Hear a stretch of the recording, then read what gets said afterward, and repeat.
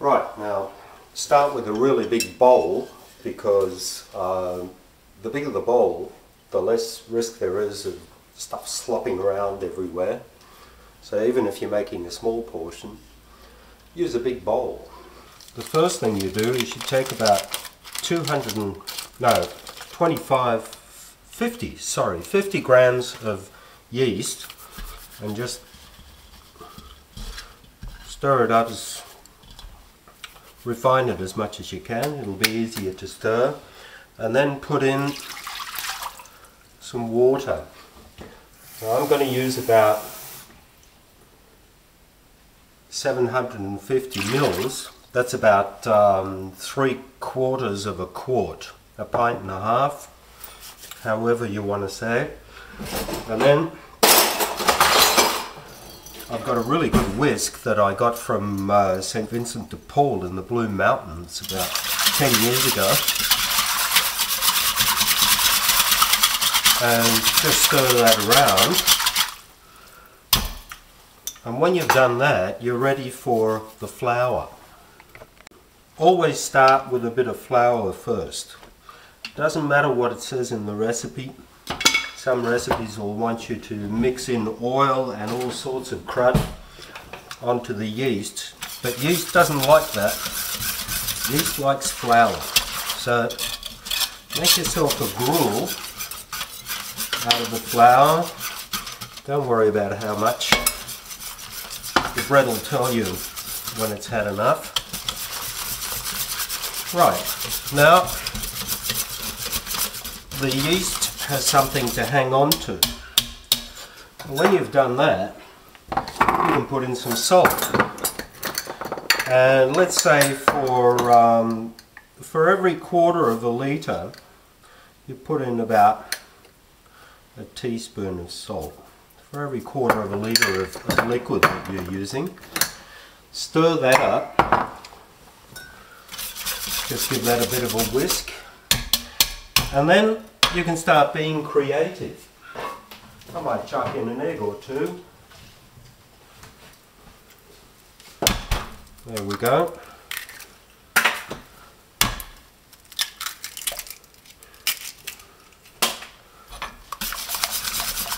And just beat the crap out of this. There we go. And I've also got some oats. But before I put the oats in, I've actually made some shredded carrot. The good thing about shredded carrot is that it's healthy and it gives the bread a bit of sweetness. So it has really two purposes. It makes the bread taste good, and if you're the sort of person that worries about eating too much wheat, then you're really going to be good with the carrots, because carrots are supposed to be healthy for you. Then I'm going to chuck in some oats. Again, doesn't really matter how much. I use a couple of cups, I think. Stir that around. And now all I have to do is put in as much flour as it'll take. Bung in some flour. Don't do too much at once, because it'll just lump up and be really annoying to stir out. Right, put some more flour in. I really had no idea how much.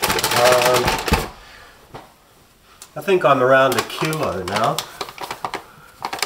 So I'm just going to chuck some more in. Always a little bit at a time, because, as I say, you don't want to get it all lumpy. At the same time, you want to make sure you haven't used too much flour. Now, sooner or later, using a ladle for this is not going to be very comfortable, and then you're just going to have to use your hands. Now, a little more flour, and then basically you just turn it around in there, fold it about a bit. Don't do this because it just makes the bread leaven in a really odd and useless way. So try to just turn the dough. See how it's turning? Just keep doing that with it. See? Now it's starting to look like a lump of dough.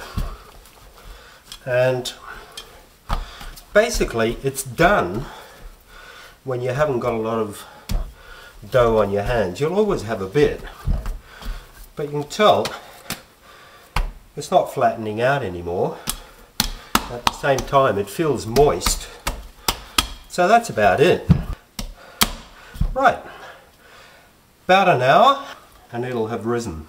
Don't forget to cover it up while it's rising. I just use this old lid. Right, so now it's risen. So now you cut it up into handy bits. This looks like a handy bit. Put some oil on your hands. Not too much, you don't want it sliding all over the place. Make a sausage type thing and then just take chunks like this, about the size of a child's fist. Doesn't really matter, some people like it large, some people like it small. So, there we go. And just smear that over there. And then we roll them into nice little rolls. Now, they're not supposed to be 100% circular, because once they're in the oven, they're going to rise again anyway. And they'll find their own shape. I don't usually count them, so we'll just have to see how many there are at the end. And now we've got a tin full. Just organise them a bit so that they don't get confused.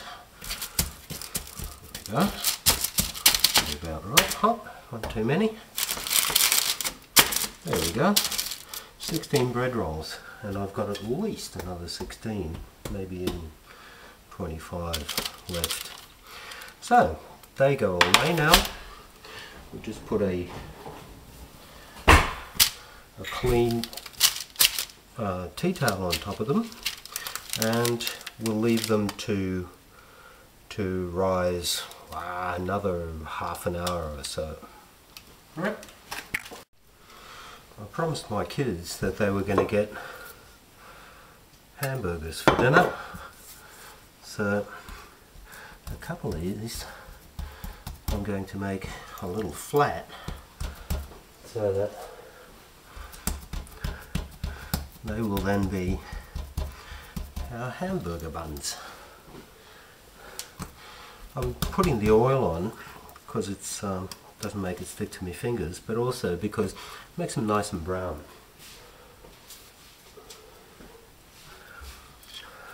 So, hamburgers tonight.